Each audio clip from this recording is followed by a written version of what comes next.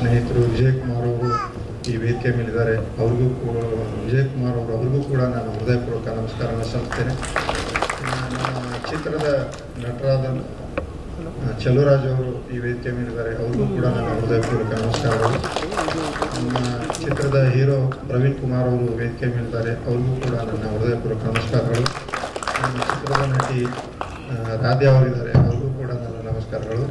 ನಮ್ಮ ಚಿತ್ರದ ನಿರ್ದೇಶಕರಾದಂಥ ನಾಗಿರೆಡ್ಡಿ ಅವರಿಗೂ ಕೂಡ ನನ್ನ ಹೃದಯಪೂರ್ವಕ ನಮಸ್ಕಾರಗಳನ್ನು ಸಲ್ಲಿಸ್ತಾ ಇವತ್ತಿನ ಈ ಒಂದು ಸುಂದರ ಸಂಜೆಯ ಕಾರ್ಯಕ್ರಮಕ್ಕೆ ತಾವೆಲ್ಲ ಆಗಮಿಸಿದ್ದೀರಿ. ಮಾಧ್ಯಮದ ನನ್ನ ಆತ್ಮೀಯ ಸ್ನೇಹಿತರು ತಮಗೂ ಕೂಡ ತುಂಬ ಹೃದಯದ ಸ್ವಾಗತವನ್ನು ಕೋರ್ತೇನೆ.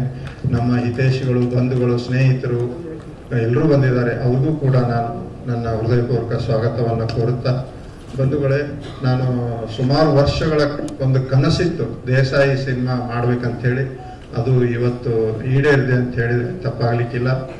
ನಾವು ನಿನ್ನೆ ತಾರೀಕು 17ನೇ ತಾರೀಕು ಪುನೀತ್ ರಾಜ್ಕುಮಾರ್ ಅವರ ಬರ್ತ್ಡೇಗೆ 1 ವರ್ಷ ಆಯಿತು ಇದು ಚಿತ್ರೀಕರಣ ಮುಹೂರ್ತ ಸ್ಟಾರ್ಟ್ ಮಾಡಿದ್ವಿ. ನಿನ್ನೆಗೇನೆ ನಾವು ಈ ಕಾರ್ಯಕ್ರಮ ಮಾಡ್ಬೇಕು ಅಂದ್ಕೊಂಡಿದ್ದೀವಿ, ಕಾರಣಾಂತರದಿಂದ ಆಗಲಿಲ್ಲ. ಇವತ್ತು ನಾವು ಈ ಕಾರ್ಯಕ್ರಮ ಅಂದ್ಕೊಂಡಿದ್ದೀವಿ.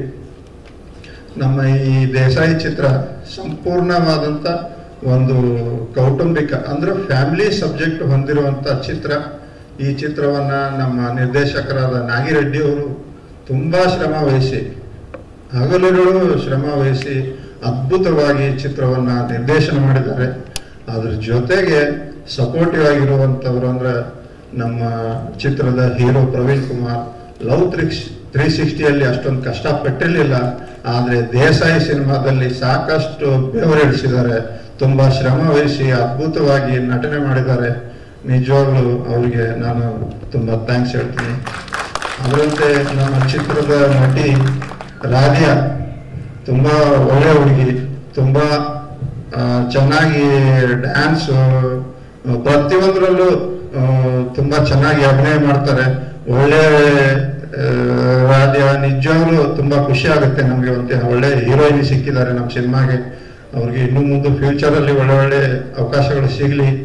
ಅದೇ ರೀತಿ ನಮ್ಮ ಚಿತ್ರತಂಡದಲ್ಲಿ ಮಧುಸೂದನ್ ಸರ್ ಬರಬೇಕಾಗಿತ್ತು. ಅವರು ಚೆನ್ನೈನಲ್ಲಿ ಚಿತ್ರೀಕರಣದಲ್ಲಿ ಬ್ಯುಸಿ ಆಗಿದ್ದಾರೆ. ಅವರು ಕೂಡ ತುಂಬ ಅದ್ಭುತ ಅಭಿನಯ ಇದೆ, ತುಂಬ ಸಪೋರ್ಟ್ ಮಾಡಿದ್ದಾರೆ. ಅದರಂತೆ ನಮ್ಮ ವರಟ ಪ್ರಶಾಂತ್ ಸರ್ ಬರಬೇಕಾಗಿತ್ತು. ಅವರು ಏನೋ ಸ್ವಲ್ಪ ಹುಷಾರಿಲ್ಲ ಅಂತೇಳಿ ಕೇಳಿದ್ವಿ, ಅದಕ್ಕೆ ಅವ್ರು ಬಂದಿಲ್ಲ. ಮತ್ತೆ ನಮ್ಮ ಚಲುರಾಜ್ ಅವರು ಸಹಿತ ಒಳ್ಳೆಯ ಅಭಿನಯ, ತುಂಬ ಸಪೋರ್ಟ್ ಮಾಡಿದ್ದಾರೆ ನಮಗೆಲ್ಲ. ಅದರಂತೆ ಈ ನಮ್ಮ ಚಿತ್ರದಲ್ಲಿ ನಮ್ಮ ಸೀತಾ ಮೇಡಮ್ ಅವರು ಇದ್ದಾರೆ, ಅವರು ನಮ್ಮ ವಿಜಯಪುರದವರು. ಅದರಂತೆ ಆರತಿ ಮೇಡಮ್ ಅವರಿದ್ದಾರೆ, ಅವರು ಧಾರವಾಡದವರು. ಇನ್ನು ನಟನಾ ಪ್ರಶಾಂತ್ ಅವರು ಇದ್ದಾರೆ. ಮತ್ತೆ ಹಲವಾರು ನಟರು. ನಮ್ಮ ಈ ಚಿತ್ರದಲ್ಲಿ ಕಾಮಿಡಿ ಒಂದು ಸದಾನಂದ್ ಅವರಿದ್ದಾರೆ, ಅವರು ತುಂಬಾ ಅಭಿನಯ ಚೆನ್ನಾಗಿ ಮಾಡಿದ್ದಾರೆ.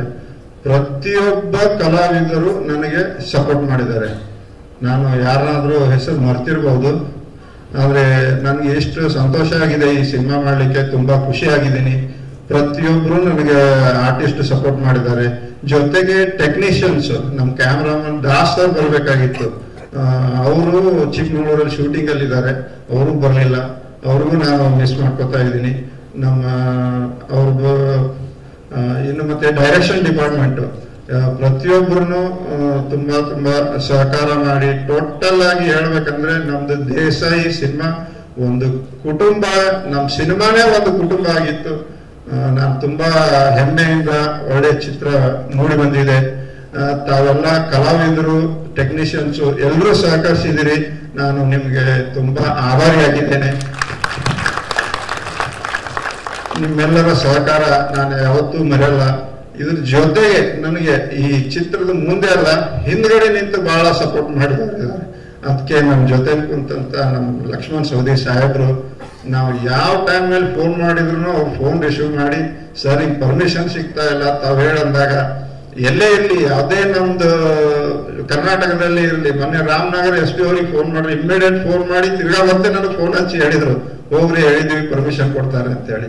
ಸರ್ ನನಗೆ ಬೆನ್ನೆಲುಬಾಗಿ ನಿಂತಿದ್ದಾರೆ ಸರ್, ನಾನು ನಿಮ್ಗೆ ಯಾವತ್ತೂ ಚಿರಋಣಿ ಆಗಿರ್ತೀನಿ ಸರ್. ನಿಮ್ ಸಹಕಾರ ಬಹಳ ದೊಡ್ಡದಿದೆ. ಅಷ್ಟೇ ಅಲ್ಲದೆ ನಮ್ಮ ವೇದಿಕೆ ಮೇಲೆ ಮಲ್ಲಿಕಾರ್ಜುನ್ ಲೋನಿ ಸರ್ ಕೂತಿದ್ದಾರೆ. ನನಗಿನ ಹೆಚ್ಚು ನಮ್ಮ ಸಿನಿಮಾದ ಪ್ರಚಾರವನ್ನು ನಮ್ಮ ಲೋನಿ ಸಾಹೇಬರು ಮಾಡ್ತಾ ಇದ್ದಾರೆ.